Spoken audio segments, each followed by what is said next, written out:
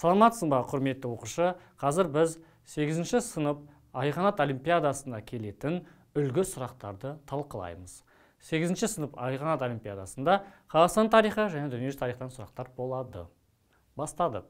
Бірінші сұрақ. Бұл мәтін сұрақ. Осындай сұрақ келген кезде неге мән бересіздер? Мәтінге қарайсың, мәтінге қарағаннан кейін мына сұрақтарға қарайсың.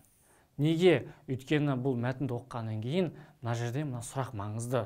Әсіресе қате немесе дұрыс деген мән беріңдер. Неге десең, өйткені осындай мәтін келеді және дұрыс қорытынды анықта немесе қате қорытынды анықта деген сұрақ болады. Ал оқиық мәтінді. Қидандар билеушісі Гурхан лауазымына иеленді. Бұның мағынасы хандардың ханы. Бас ордасы Баласағұнға жақын жерде Шу өзен бойында орналасқан. Гурхан қатаң салық енгізді. Мемлекеттің негізгін салушы Иелуй Даоши 1143 жыл қайтыс болады. Оның орнын кім алады? Оның жесірін қолына өтеді. Билік оның жесірін қолына өтеді. Иелуй Даошидің қызы билікке ие болғаны белгілі. Оның қызы да билікке ие болған екен. Енді қараңыздар. Мәтін бойынша қате қорытындыны анықтаңыз деп тұр. Енді біз нені іздейміз? Қате қорытындыны анықтаймыз. Ал қарайық. Қарақтайлардың ордасы орталық Қазақстанда орналасқан дейді. Қате болуы мүмкін, иә? Сұрақ белгісін қойып, қалған нұсқаларды қарайық. Қарақтай мемлекеті салық жүйесін енгізді. Қарайық. Бас ордасы Баласағұн міне салық енгізді. Дұрыс қой бұл? Дұрыс, бұл дұрыс. Қарақтай мемлекетінің лауазымының Гурхан деп аталды. Қарайық, қидандар ол қарақтайлар. Оқушы бұны білу керек. Қидандарды не деп атаған? Қарақтай деп атаған. Қарақтайлар мемлекетінің лауазымы Гурхан. Міне Гурхан. Бұл дұрыс. Қарақтай мемлекетінің негізін Иелуй Даоши қалады. Қарайық, кім қалапты? Мемлекеттің негізін салушы кім? Иелуй Даоши. Бұл да дұрыс. Ал бізге нені сұрап тұр? Қате қорытындыны айтып тұр. Бізге қате де жауап табу керек. Ол қате қарақтайлардың ордасы орталық Қазақстанда орналасқан. Енді Шу өзені орталық Қазақстанда емес қой. Сондықтан бұл қате. Не деп осыны белгілейсіңдер. Осылай. Жақсы ма? Мәтін келеді. Мәтінді оқығаннан кейін сұраққа мән беру керек. Қате немесе дұрыс. Картада моңғол шапқыншылығы көрсетілген. Міне. Карта бойынша нені сұрап тұр бізге? Дұрыс қорытындыны анықтаңыз деп тұр. Біз дұрыс жауапты іздейміз. Дұрыс қорытындыны іздейміз. Картаға қарайық. Моңғол шапқыншылығы көрсетіп тұр. Ал бұлай енді жауаптарына қараған кезде мына сұраққа мән берейік. Мынаны бүйтіп белгілеп қоймаңдар. Белгілейтін нәрсе мына нұсқалар. Сендер мынаны қараңдар. Мынау қорытынды көрсетілген. Мысалы деп тұр. 1211-1215 жылдары Шыңғысхан Қытайды бағындырды. Қарайық. Дұрыс қорытынды ма? Міне Қытайға Бейжің Синжау деп тұр. Қытайға көрінер ма? 1211-15 жылдары соғыс ашқан, бағындырған. Бұл дұрыс қорытынды ма? Иә, бұл дұрыс қорытындыны. Келесі. Шыңғысхан Египетті бағындырды деп тұр. Енді картаға қарайық. Египет мына жақта дұрыс па? Бағындырып па? Бағындырмаған, жетпеген. Шыңғысхан өзі жетпеген. Сондықтан бұл қате. Үшінші жауапқа қарайық. Моңғолдар сыр бойында қалаларды 13-ші ғасырдың 20 жылдары бағындырды. Енді қарайық. Иә, міне 1220, 1220, 21, 20-шы жылдары деп айтып тұр. Сондықтан бұл дұрыс. Сендер білу керексіңдер. 13-ші ғасыр ол 1200 жылдан басталады. Осыны нәрсені білу керексіңдер. Сондықтан бұл жауап дұрыс. 1220 ал 13-ші ғасырдың 20-шы жылдары. Дұрыс. Бізге нені айтып тұр? Дұрыс қорытындыны анықта деп тұр. Енді жауапты варианттарға қарайық. А варианты 2 дейді. Дұрыс па? Дұрыс емес. Б варианты 1 мен 3 дейді. 1 мен 3. Дұрыс па? Дұрыс. Дұрыс қорытынды ма? Дұрыс қорытынды. Б жауабы дұрыс қорытынды. 1 мен 3. Міне осылай қарайсыңдар. Бұл үлгі сұрақ. Көрдіңіздер ма? Белгілеген кезде мынау бүйтіп екен белгілей қоймаңдар. Оны белгілеу керек. Осыған қарайсыздар. 1 мен 3. 1 мен 3 белгілейсіңдер. Тағы мән беретіндерін тек 1 деп тұр. Тек 1 де дұрыс қой. Бірақ тек қана бір жауап дұрыс па? Жоқ, мынау да дұрыс қой. Сондықтан тек 1 ол дұрыс жауап болып саналмайды. 1 мен 3 дұрыс жауап болып саналады. Сондықтан 1 мен 3-ті белгілейсіңдер. Келесі сұрақты қарайық. Төменде келтірілген кесте бойынша қандай тарихи кезең көрсетілген? Кестеге қарап, тарихи кезеңді анықтаймыз. Қарайық кестеге. Шетел интервенциясы. Чехословак корпусының бөлігі. Қазақстанда Қызыл әскерінің бөлімдерінің құрылуы. Қандай кезең? Нұсқаларына қандай кезең? Нұсқаларына қарайық. Патша үкіметінің құрылуы. Келе ма? Келмейді. Ұжымдастыру саясаты. Келмейді. Кезең ешқандай сәйкес. Азамат соғысы. Осы дұрыс жауап. Көрдіңіз, сұрақ үлгісі осындай. Кестеге қарап, біз кезеңді анықтаймыз. Оқиғаны. Міне азамат соғысы. Романов әулетінің құлауы ол дұрыс емес. Сонда жауап С болады. Осындай сұрақтар кездеседі. 1822 жылғы реформа бойынша орта жүздің әкімшілік құрылымы мен басқару жүйесі көрсетілген дейді. Кесте бойынша дұрыс қорытынды анықтаңыз. Міне бізге кесте берілген. Көрдік бірінші кестені. Сұрақты оқимыз. Бұл кесте не туралы екен? 1822 жылғы реформа берілген екен орта жүзге байланысты. Сонымен қатар бізге дұрыс қорытындыны анықтай екен. Қата емес, дұрыс қорытындыны анықта. Міне қараймыз кестеге. Әкімшілік құрылымы округ болыс ауыл, әкімшілік бірлестіктердің басшылары аға сұлтан, болыс старшын. Яғни округтың басшысы аға сұлтан, болыстың басшысы болыс дегендей.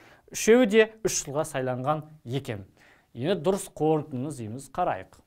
Бірінші, 1822 жылғы реформа орта жүздің әкімшілік құрылымын 3 буынға бөлген екен. Енді қарайық, шынымен де 3 буынға бөлінді ма? Міне әкімшілік құрылымы шынымен де орта жүзі 1822 округ, болыс, ауыл, 3 құрылымға бөлді. Бізге нені табу керек? Дұрыс. Дұрыс қорытынды. Дұрыс. Бұл біріншісі дұрыс. Екіншісі, әкімшілік бірліктердің басшылары сайланып тұрды дейді. Енді кестеге қарайық. Үшеуі де сайланып тұрды. Аға сұлтан да, болыс та, старшын да 3 жылға сайланып тұрыпты. Дұрыс па? Дұрыс. Ауыл ең төменгі буын болды дейді. Қарайық.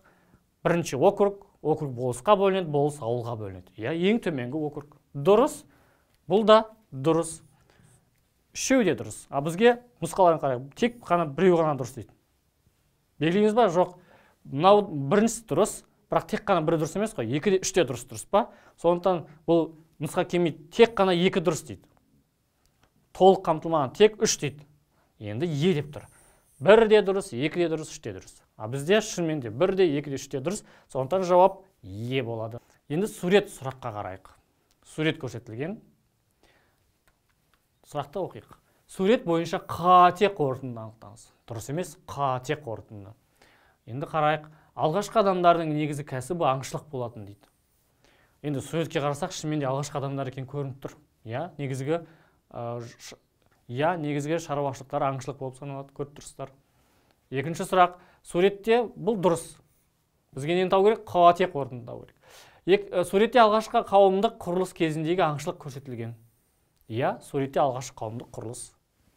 Бұл дұрыс. Аңшылық көрсетіліп тұр сурет бойынша. Ежелгі адамдардың аулағанда жеке-жеке емес, топпен жиналып шығатын. Шынымен де ежелгі адамдар аңшылыққа шыққан кезде топпен шығатын. Суретте де бұны көрсетіп тұр. Бұл дұрыс. Ежелгі адамдар аңды қалай аулайтын білмеді дейді. Бұл қате.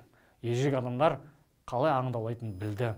Шұңқыр қазды, қаумалап аулады, осылай аулады, жардан құлатып. Сондықтан тәсілдерін жақсы меңгерді, білді. Сондықтан бұл жауап қате. Осыны белгілейсіңдер. Келесі сұрақ. Суретті қарайық, сұрақты оқиық.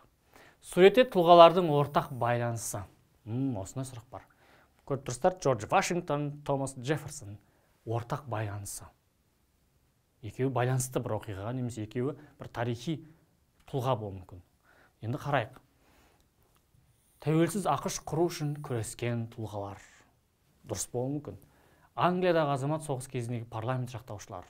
Жоқ, бұлар емес. 18 ғасырдағы француз ағартушылары. Бұл емес. ақш-тың 20 және 21-ші президенттері. Жоқ. Сондықтан бұл тәуелсіз ақш құру үшін күрескен тұлғалар болып саналады. Жауап А. Бұл дүниежүзі тарихы сұрағы. Жауап А болып саналады. Карта сұрағы. Қарайық. Карта қойылған. Картада 17-ші ғасырдың Осман империясының аумағы көрсетілген екен. Дүниежүзі тарих сұрағы. Карта бойынша жазылған қате жауапты анықтаңыз. Бізге қате жауапты анықтау керек. Ал қарайық. Бірінші картаға қарап алыңдаршы. Осман империясы.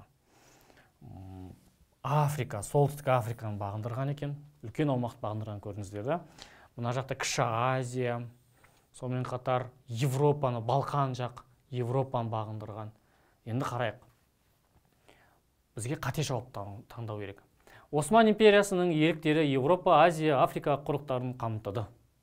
Шынымен де ғой, Африканы қамтып тұр екен, Азияны қамтып тұр екен, және Европаны қамтып тұр екен. Дұрыс. Бұл дұрыс қорытынды. Бізге қате қорытынды табу керек. Балқан жері Осман империясының бағынды дейді. Иә, Балқан жері Осман империясының бағынды. Бұл да дұрыс. Түрік халқының мәдениетінде Европа, Азия, Араб мәдениеттерінің белгілері сақталған. Былай қарасақ, шынымен де бұл жерлерді көптеген уақыт бойы қол астына ұстағандықтан бұлардың мәдениеттері кіреді бір-біріне, мәдениеттер интеграцияға ұшырайды. Бұл дұрыс. Бұл дұрыс, бұл дұрыс. Келесі жауапты қарайық. Осман империясына тек Кіші Азия аймағы ғана бағынды дейді. Солай ма? Кіші Азия ғана бағынды ма? Міне Кіші Азия. Жоқ, тек қана Кіші Азия ғана бағынбаған. Оған Европа, Африка жерлерде бағындырған. Сондықтан бұл қате жауап. Сонымен қате жауап осы. Келесі сұрақты қарайық. Карта сұрағы. Бұл карта сұрағы. Картада көрсетілген орта ғасырлық мемлекет сұрап тұр екен. Қазақстан тарихы сұрақ. Оны орта ғасыр екенін көріп тұрмыз. Ақорда жанында орналасқан екен. Жетісуда орналасқан екен. Астанасы Алмалық болған екен. Маңлай сүбе. Бұл онда Моғолстан атайтып тұр, карта біліп тұр. Сондықтан жауап Моғолстан болады. Ұлы жібек жолы тек қана саудагерлерді байытып қана қоймай, сонымен қатар қалалардың дамуына, баюына себеп болды.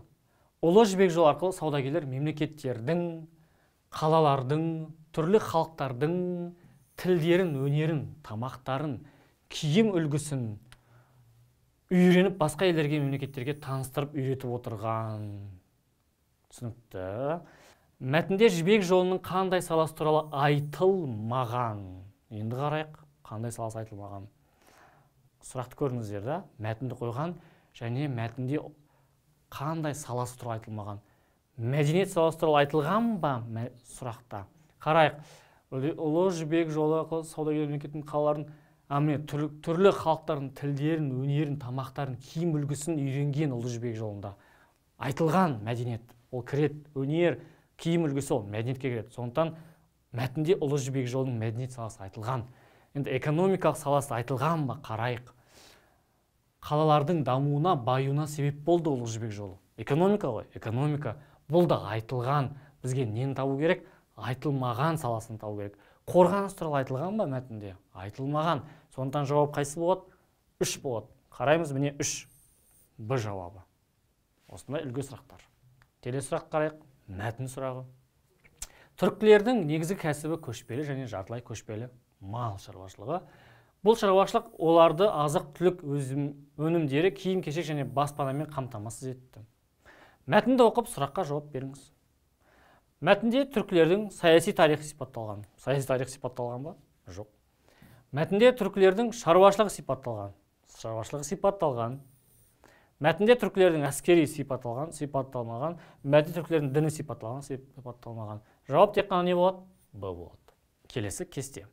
Сұрақ белгісінің орнына сәйкес келетін жауапты анықтаңыз дейді. Шығайдың ұлы 1582 жылы Баба Сұлтанға қарсы шайқасып жеңіске жетті. Сонымен қатар 1594 жылы Мәскеуге елшілік жіберді. Сырдарияның ортағысына қалалар қазақтардың қол астына қарады.